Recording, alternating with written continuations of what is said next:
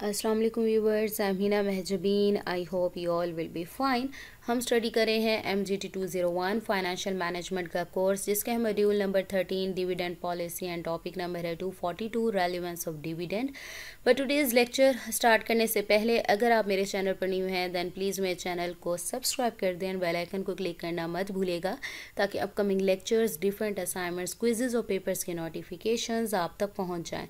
Like भी कीजिएगा, share भी कीजिएगा। ओके जी, let's start from today's lecture about relevance of dividend. Previous lectures में हमने कुछ कॉन्सिडरेशंस पढ़ी डिविडेंड की, जिन्हें हमें कंसीडर करना है while during the payment of dividend, यानी जब भी पेमेंट करो डिविडेंड की उसे करना है। और उसके बाद हमने आज जो करना है डिस्कस वो ये होगा, the payment of dividend is how much relevant from the management decision maker, specially from the share holders point of view, यानी इन सब के पॉइंट ऑफ व्यू से जो डिविडेंड की पेमेंट है वो कितनी रेलिवेंट है। रेलिवेंट यानी अगर डिविडेंड दो तो क्या फ़र्क पड़ेगा, और अगर डिविडेंड ना दो तो क्या, यानी रेलिवेंट और इनरेलिवेंट। हमने रेलिवेंस और इनरेलिवेंस थ्योरी पढ़ी थी, तो उसी टाइप का है, यानी डिविडेंड रेलिवेंट है यानी देना ज़रूरी है। तो इसके लिए क्या क्या चीज़ें हमें अब अपने माइंड में रखनी है। तो relevance of dividend, so there is a theory of approach और school of thought which says that it is relevant to pay dividend, यानी पे करना डिविडेंड को ज़रूरी है। And we can not consider dividend payment as irrelevant decision whose reason are given below, यानी irrelevant consider नहीं कर सकते।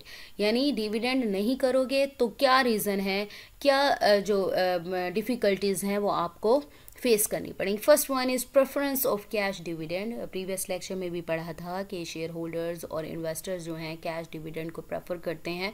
The preference of cash is divided dividend, preference of cash as dividend is also supported by the bird in hand concept. अब ये concept या phrase क्या है, bird in hand is worth two in the bush, meaning that the thing that we have in our hand or we get today is more better than the thing which we will get tomorrow or have hope to get it tomorrow.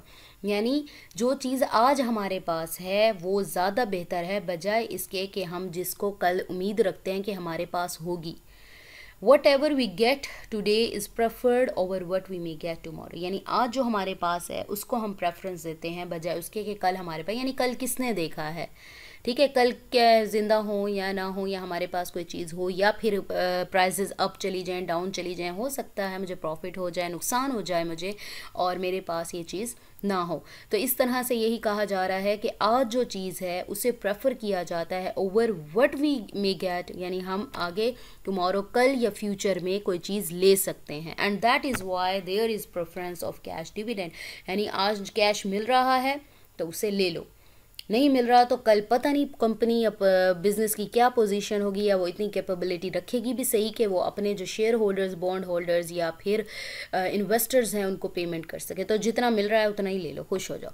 Regular income, cash dividend is relevant because it is also given as regular income. देखें, investors अपनी investment क्यों करते हैं कहीं पर, ताकि उनके पास जो रिटर्न है उनका प्रॉफिट आता रहे, मंथली बेसिस पर आता रहे या 6 मंथ बाद, जितना भी टाइम बाद आता रहे, तो उनकी इनकम आती रहेगी और अपनी जो नीड्स वगैरह हैं या एक्सपेंडिचर्स वगैरह हैं वो उससे उसे फुलफ़िल कर सकें, और उस पर रिलाई करने लग जाते हैं कुछ टाइम बाद। So if we need cash for our expenses, then we need to have dividend, and if we will not get cash dividend then we cannot fulfill our expenditures due to increase on our share price. So as dividend is regular income for many investors, therefore there is relevance of dividend. तो वो rely करना शुरू कर देते हैं, यानी उनकी, अब मैंने डिसाइड किया होता है ना, जैसे मेरे पास सैलरी आ रही है या मुझे इधर से पैसे मिलेंगे तो मैं यहाँ खर्च करूँगी, यानी मेरी ये ज़रूरतें हैं, मैंने इनको फुलफ़िल करना है, या मेरे अखराजात एक्सपेंडिचर्स ये हैं मैंने ये करने हैं, तो यही डिसाइड किया होता है। तो रेगुलर इनकम के तौर पर यहाँ पर ये जो डिविडेंड है रेलिवेंट समझा जाता है शेयर होल्डर्स के लिए। टैक्स कंसिडरेशन पहले भी बताया, टैक्सेस भी पे करने होते हैं। द प्रेजेंस और absence of tax also makes dividend as relevant, meaning that if taxes are imposed in such a way that if the payment of dividend is harmful for investor then it should not be paid, and if the payment of dividend is beneficial for the investment then it should be paid.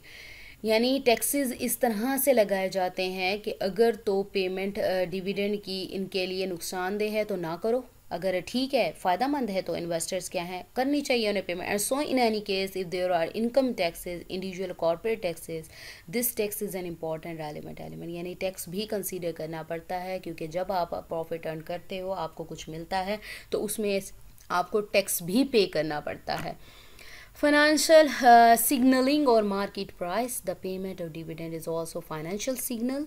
यानी देखो, अगर simple wording में समझाऊँ तो जब आप देखो कुछ भी अर्निंग कर रहे होते हो, ठीक है, तो आप अपने जो शेयर होल्डर्स हैं या फिर इन्वेस्टर्स हैं उनको पेमेंट कर रहे होते हो। आप एक्यूमुलेटिव प्रॉफिट होता है या फिर रिटेन्ड अर्निंग है, मैंने पहले भी बताया ये क्या होता है। तो उसमें से जब आप प्रॉफिट देते हो, रिटर्न देते हो या डिविडेंड डिस्ट्रीब्यूट करते हो, तो इससे आपकी कंपनी की स्ट्रेंथ शो होती है। यानी आपकी जो कंपनी है या बिजनेस है इतनी कैपेबिलिटी रखते हैं, इतनी स्ट्रॉन्ग है कि ये अपने जो शेयर होल्डर इन्वेस्टर्स हैं उनको रेगुलरली क्या करती है, डिविडेंड देती है, उनका रिटर्न देती है विदाउट एनी गैप। ठीक है, स्ट्रेंथ वगैरह, यानी बैंकरप्सी का कोई चांस नहीं है, या फिर रेगुलर डिविडेंड देता है। और इसमें क्या है, रिस्क का जो एलिमेंट है, रिस्क कम है, यानी इसकी रिप्यूट अच्छी है, ये अब तक ये अच्छी जा रही है। The payment dividend is also financial signal, meaning that the dividend paying company is considered to be a good company who is financially strong. There are less chances of its bankruptcy and pay regular dividend and also have less element of risk. यानी regularly देती है भाई, इससे strength. क्या करना है, business किस लिए किया जाता है, उसमें से पैसे निकालने होते हैं ना, ठीक है। तो इन्वेस्टर्स को जब पैसे मिल रहे हैं तो वो खुश रहेंगे। अगर जैसे ही आप पैसे डिविडेंड डिस्ट्रीब्यूट नहीं करोगे तो उनको होगा, उनका जो ट्रस्ट है वो डाउन होना स्टार्ट हो जाएगा। ये कंपनी भाई हमें इंटरेस्ट नहीं देती, कभी देती है कभी नहीं देती। तो जाए रेगुलरली जब डिस्ट्रीब्यूट होता जाएगा डिविडेंड, तो इन्वेस्टर्स को भी पता होगा भाई ये कंपनी बहुत अच्छी है, चाहे हमें जितना भी इंटरेस्ट मिल रहा है लेकिन मिलता रेगुलरली है। It means that if a company wants to be a blue chip company, अब ब्लू चिप कंपनी का मतलब ये best companies in the stock market, उन्हें ब्लू चिप कंपनीज कहते हैं। Then the payment of dividend is one aspect which gives that signal and hence it becomes a very relevant decision. यानी ये decision making में बहुत ज़्यादा relevant है। आपको देखना ज़रूरी है कि फाइनेंशियल सिग्नलिंग अच्छी हो, यानी वो स्ट्रॉन्ग हो फाइनेंशियली, ताकि डिविडेंड का पता चले कि वो रेगुलरली डिस्ट्रीब्यूट करती है। Homemade dividend is not practical. Homemade dividend concept का थोड़ा सा मैंने प्रीवियस लेक्चर में टच किया था। Is that if company does not पे डिविडेंड, सपोज करो कंपनी डिविडेंड पे नहीं करती और उसके पास पेमेंट के लिए कैश डिविडेंड नहीं है, तो अगर सिंपली बात करूं तो हम क्या करते हैं, उसकी जगह पर उसको कुछ शेयर्स दे देते हैं उतनी ही वैल्यू के, ठीक है। तो वो उतनी ही वैल्यू के, यानी 10 रुपीज़ का है तो 10 रुपीज़ के ही शेयर्स दे दिए। तो वो कैश की फॉर्म में तो नहीं होता, एसेट्स वगैरह की फॉर्म में होता है, लेकिन वो चाहें तो उसे सेल करके कंपनी के मार्केट में तो उतनी ही मनी या कैश ले सकते हैं। चलें इसको एक एग्जांपल से देखते हैं। सपोज और share price was 100 and company earns profit 10, यानी शेयर की प्राइस जो मेरे थी वो थी 100 रुपीज़ और कंपनी ने प्रॉफिट लिया 10। It does not distribute as dividend, then और share price will go up from 100 to 110। यानी क्या किया, कंपनी ने डिस्ट्रीब्यूट नहीं किया इसे, ठीक है। यानी डिस्ट्रीब्यूट कर देती ना, 10 रुपीज़ जितना अर्न किया था डिविडेंड दे देती, नहीं डिविडेंड नहीं दिया, बल्कि उसने अपने पास रख लिया, नॉट डिस्ट्रीब्यूटेड। तो हमारे पास जो हमारी अर्निंग हो गई, हमारी जो शेयर प्राइस है वो 100 थी ना, तो अर्निंग करने के बाद उसकी 110 हो गई, meaning that the increase which we have to get in the form of cash but we have received in the form of that increase in और शेयर प्राइस। बजाय इसके कि वो पैसे मुझे मिलते, हमने क्या किया, उसी शेयर के अंदर ही डाल दिए, यानी वो शेयर की प्राइस बन गई। When our share was of 100 and if we get dividend of 10, अगर मेरे शेयर की प्राइस 100 है और डिविडेंड मिल रहा है, यानी यहाँ पर क्या किया, कंपनी ने खुद रख लिया, शेयर की प्राइस से इंक्रीज हुई, बजाय इसके कि वो शेयर होल्डर्स को देती। लेकिन दूसरी साइड पर उसने क्या किया, शेयर की प्राइस 100 थी और जो 10 रुपीज़ अर्न किया वो डिविडेंड दे दिया शेयर होल्डर्स को, यानी उनके हाथ में चला गया। Then we will have total 110 and now we have no cash but our shares value is now 110। लेकिन उनके पास जो शेयर है वो 110 का हो गया, तो इस तरह भी वही वैल्यू आती है। So we sell the additional portion, यानी ये जो 10 रुपीज़ का था या 110 आया in the market, then we can convert into cash as well, and this is the concept of homemade dividend. But there are several observations or questions on this homemade dividend, which actually says that homemade dividend concept is not as simple.